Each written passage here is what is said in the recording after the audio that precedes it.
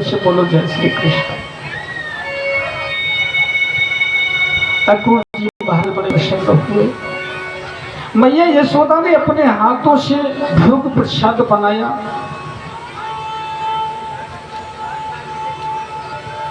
और अक्रूर जी को भोजन कराया। नंद जी ने भी भोजन किया।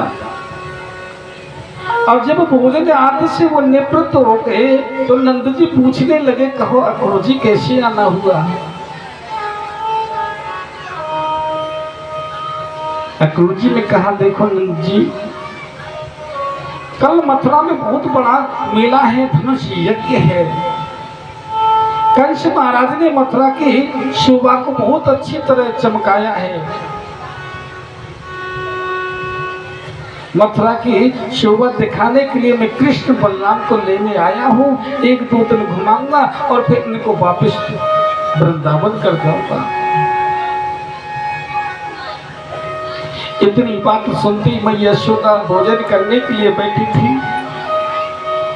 उनके हाथ से वो ग्रास छूट गया। यशोदा जी कहने लगी, सुनो, यदि किसी को मेरे प्राणों की आवश्यकता है तो मैं अपने प्राण दे सकती हूँ, लेकिन कृष्ण बलराम को अपनी नजरों से दूर नहीं कर सकती।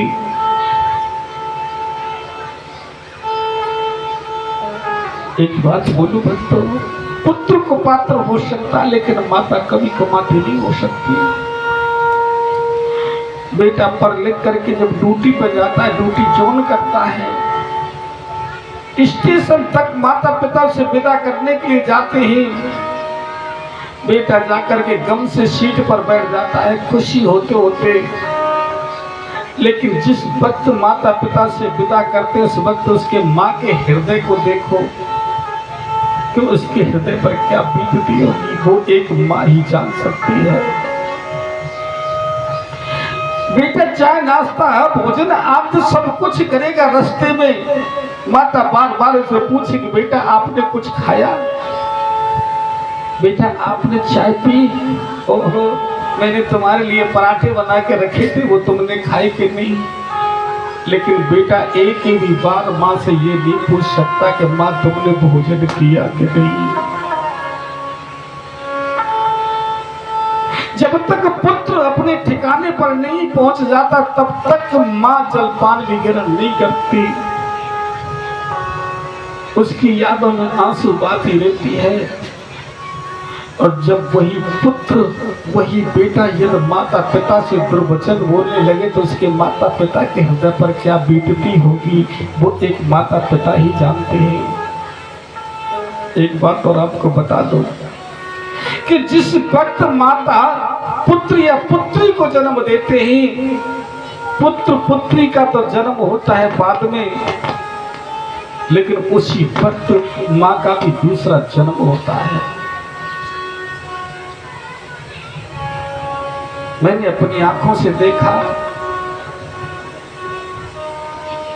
जब माँ को हॉस्पिटल में ले जाया जाता है, डॉक्टर से केवल हाथ जोड़ के ये कहती है, डॉक्टर बाबू मेरा या बेटा हो या बेटी हो, मेरे गर्भ से वो सुरक्षित होना चाहिए, चाहे मेरे प्राण भले ही चले जाए। और ऐसे माता पिता को मेरे प्रिय भक्तों आप दुर्वचन बोलोगे, धोखा दोगे तो परमात्मा भी तुमको माफ नहीं करेगा। आज मैया यशोदा कहती है कि यदि किसी को मेरे प्राणों की आवश्यकता है तो मैं अपने प्राण दे सकती हूँ, लेकिन कृष्ण बलराम को अपनी नजरों से दूर नहीं कर सकती। नंद जी कहने लगी, देवी कब तक बच्चों को छुपा करके रखोगी? एक ना एक दिन तो हमारे बच्चों को बाहर जाना ही है, तुम ऐसा करो, मैं कृष्ण के सखाओं के साथ मथुरा पैदल प्रस्थान करके जाता हूँ और कृष्ण बलराम दोनों भाई अक्रूर जी के साथ आ जाएंगे। तो नंद बाबा और कृष्ण के मित्र तो पैदल प्रस्थान मथुरा कर गए जी। इधर गोकुल में हल्ला, पूरे वृंदावन में हल्ला मच गया कि कोई परदेशी आया है कृष्ण बलराम को लेने के लिए और वो कृष्ण बलराम को लेकर के जाएगा। जितनी भी ब्रज गोपियां, गाय, बछड़े मैं यशोदा के महल के सामने आकर के खड़ी हो गई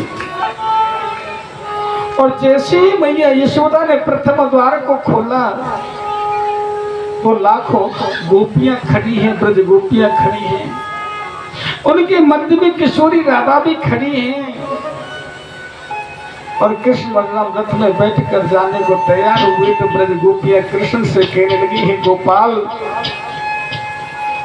ये तुमने कैसे सोच लिया कि तुम हमें छोड़ करके जा सकते हो, और ये तुमने कैसे सोच लिया कि तुम हमें छोड़ करके चले जाओगे कि हम तुम्हें जाने देंगी। ए गोविंद, ए गोपाल, ये तो तुम्हें हमें छोड़ के जाना है तो पहले एक काम करना होगा। बोले क्या? कि जो ये रथ का पहिया है हमारे ऊपर होके ले जाना पड़ेगा। सभी ब्रज गोपियां रथ के सामने लेट गई। कन्हैया कहने लगे, किशोरी, तुम तो सब कुछ जानती हो, यदि मैं मथुरा नहीं गया तो आगे की लीला संपन्न नहीं हो सकती।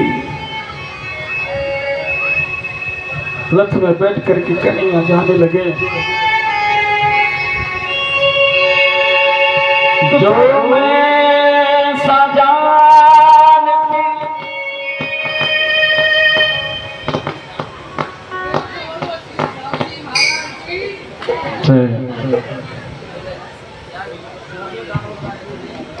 हेलो, प्रेम से बोलो श्री रावजी महाराज की जय।